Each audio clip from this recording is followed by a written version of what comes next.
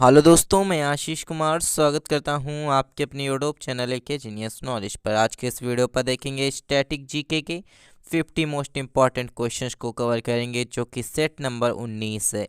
इसके पिछले वीडियो आपको डिस्क्रिप्शन बॉक्स पर मिल जाएंगे, जहां से जाकर के आप उन्हें अच्छे से कवर कर सकते हैं। तो आइए एक एक कर इन क्वेश्चंस की तरफ बढ़ते हुए शुरू करते हैं। तो आइए शुरू करते हैं। भारतीय अंतरिक्ष अनुसंधान संस्थान मतलब इसरो का मुख्यालय कहाँ पर है? तो इसका राइट आंसर होगा बेंगलुरु। बेंगलुरु पर भारतीय अंतरिक्ष अनुसंधान संगठन का मुख्यालय स्थित है। इसी के साथ भारत का पहला परमाणु ऊर्जा रिएक्टर कौन सा है?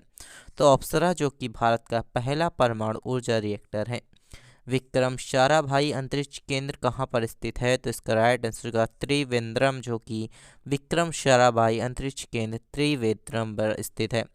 वन अनुसंधान संस्थान कहाँ पर स्थित है? तो देहरादून पर वन अनुसंधान संस्थान स्थित है।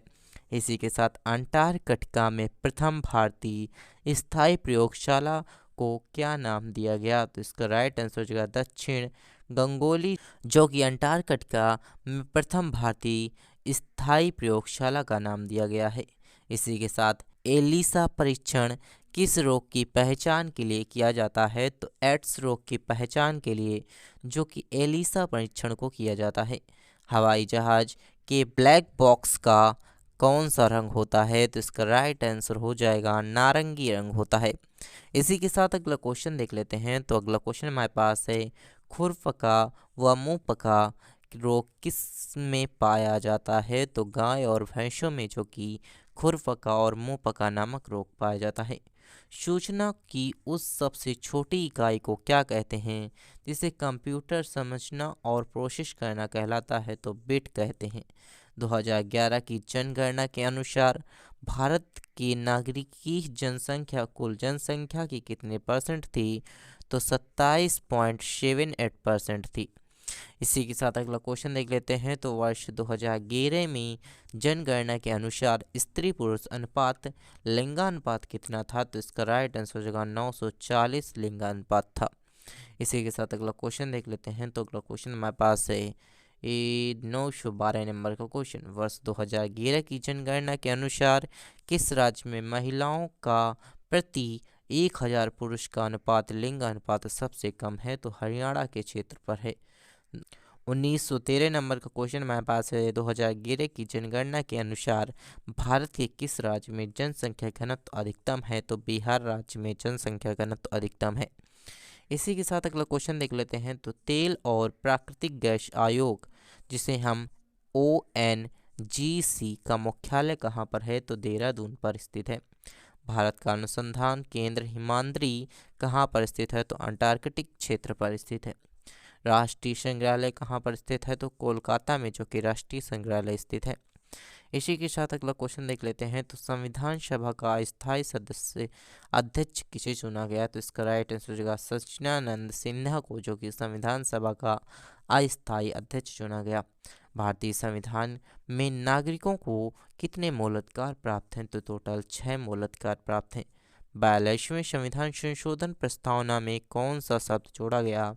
तो इसका राइट आंसर होगा समाजवादी, धर्मनिरपेक्षता व अखंडता शब्द को जोड़ा गया है। इसी के साथ अगला क्वेश्चन देख लेते हैं। तो भारत में सबसे अधिक वर्षा किस मानसून में होती है? तो दक्षिणी पश्चिमी मानसून में भारत में सबसे अधिक वर्षा का कारण बनती है। भारत में औसतन वर्षा कितनी होती है? तो इसका राइट आंसर हो जाएगा 118 सेंटीमीटर, जो कि भारत में औसतन वर्षा होती है। इसी के साथ अगला क्वेश्चन देख लेते हैं। तो 922 नंबर का क्वेश्चन हमारे पास है, दक्षिणी पश्चिमी मानसून किस राज्य में सबसे पहले प्रवेश करता है? तो केरल राज्य में दक्षिणी पश्चिमी मानसून, जो कि केरल राज्य में सबसे पहले प्रवेश करता है। दूरदर्शन में रंगीन प्रसारण कब प्रारंभ हुआ? तो 1982 ईस्वी में, जो कि दूरदर्शन में रंगीन प्रसारण का प्रारंभ हुआ था।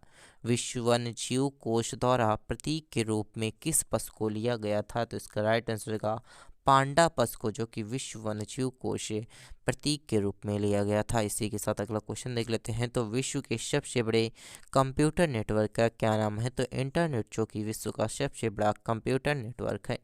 ईमेल के जन्मदाता कौन थे? तो ईमेल के जन्मदाता जो कि रे टॉम लीसन जो कि ईमेल के जन्मदाता थे। वर्ल्ड वाइड वेब मतलब WW का आविष्कार किसने किया था? तो इसका राइट आंसर होगा टिम बर्नर्स ली ने जो कि WW का आविष्कार किया था। इसी के साथ अगला क्वेश्चन जो कि 928 नंबर का क्वेश्चन हमारे पास है, HTTP का पूरा नाम क्या है? तो हाइपर टेक्स्ट ट्रांसफ़र प्रोटोकॉल जो कि हमारे पास HTTP का पूरा नाम है। दीपिका कुमारी का संबंध किस खेल से है? तो इसका राइट आंसर तीरंदाजी में जो कि दीपिका कुमारी का संबंध जो कि तीरंदाजी में है। भारत में करेंसी नोट पर उनका मूल्य जो कि कितनी भाषाओं पर लिखा होता है? तो 17 भाषाओं में जो कि भारत की करेंसी नोट पर जो कि मूल्य लिखा होता है। इसी के साथ अगला क्वेश्चन देख लेते हैं। तो अगला क्वेश्चन हमारे पास है, फ्रांस की क्रांति कब हुई थी? तो इसका राइट आंसर हो जाएगा 1789 ईस्वी में जो कि फ्रांस की क्रांति हुई थी। दुनिया के मजदूरों एक हो नारा किसने दिया? तो इसका राइट आंसर हो जाएगा कार्ल मार्क्स जो कि दुनिया के मजदूर एक हो का नारा दिया था। समानता स्वतंत्रता एवं बंधुत्व का नारा किस क्रांति के दिन है? तो इसका राइट आंसर फ्रांस की क्रांति की देन जो कि समानता स्वतंत्रता और बंधुत्व का नारा है। इसी के साथ अगला क्वेश्चन देख लेते हैं। तो एशिया का नोबेल पुरस्कार किसे कहा जाता है? तो मैग्सेसे पुरस्कार को जो कि एशिया का नोबेल पुरस्कार कहा जाता है। सार्वजनिक ओजोन क्षयकारी गैस कौन सी है? तो इसका राइट आंसर हो जाएगा CFC जो कि हमारे पास फ्लोरोक्लोरोकार्बन जो कि ओजोन क्षयकारी के कारण है। इसी के साथ CPU का पूरा नाम क्या है? तो सेंट्रल प्रोसेसिंग यूनिट जो कि CPU का पूरा नाम है। सौरमंडल में ग्रहों की संख्या कितनी है? तो 8 जो कि सौरमंडल में ग्रहों की संख्या 8 है। इसी के साथ अगला क्वेश्चन देख लेते हैं। तो अगला क्वेश्चन हमारे पास है, जब चंद्रमा सूर्य और पृथ्वी के बीच में आता है तब क्या होता है? तो इसका राइट आंसर होगा सूर्य ग्रहण। जब चंद्रमा जो कि सूर्य और पृथ्वी के बीच में चंद्रमा आ जाता है तो क्या हो जाता है? सूर्य ग्रहण हो जाता है। इसी के साथ अगला क्वेश्चन देख लेते हैं। तो अगला क्वेश्चन हमारे पास है, जल में शुद्धतम रूप कौन सा होता है? तो जल में शुद्धतम रूप जो कि वर्षा का जल जो कि जल का शुद्धतम रूप होता है। इसी के साथ अगला क्वेश्चन देख लेते हैं। तो अगला क्वेश्चन हमारे पास है, भारत में किस प्रकार की विद्युत का सर्वाधिक उत्पादन होता है? तो ताप विद्युत का जो कि भारत में जो कि ताप विद्युत का सर्वाधिक उत्पादन होता है। इसी के साथ अगला क्वेश्चन देख लेते हैं। तो रेडियो तरंगे वायुमंडल के किस सतह को प्रभावित करती हैं? तो आयन मंडल को जो कि रेडियो तरंगे वायुमंडल के आयन मंडल को प्रभावित करती हैं।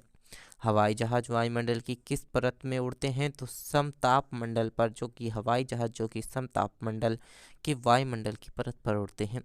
क्षोभ मंडल की धरातल से अधिकतम ऊंचाई कितनी होती है? तो 18 किलोमीटर जो कि क्षोभ मंडल जो कि धरातल से 18 किलोमीटर ऊंचा होता है। इसी के साथ भारत में दक्षिणी पश्चिमी मानसून किस महीने की सक्रिय रहता है? तो इसका राइट आंसर होगा जून से सितंबर के बीच जो कि भारत के दक्षिणी पश्चिमी मानसून जो कि सक्रिय रहता है।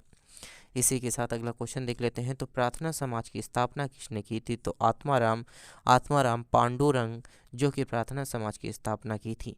कोलकाता के मिशनरी ऑफ चैरिटी संगठन की स्थापना किसने की थी? तो इसका राइट आंसर होगा मदर टेरेसा जो कि कोलकाता के मिशनरी ऑफ चैरिटी की स्थापना की थी। इसी के साथ लेडी विथ द लैम्प के नाम से कौन प्रसिद्ध है? तो इसका राइट आंसर हो जाएगा फ्लोरेंस नाइटिंगेल जो कि हमारे पास लेडी विथ द लैम्प के नाम से प्रसिद्ध है। कौन सी गैस जलाने में सहायक होती है? तो ऑक्सीजन गैस जो कि जलाने में सहायक होती है।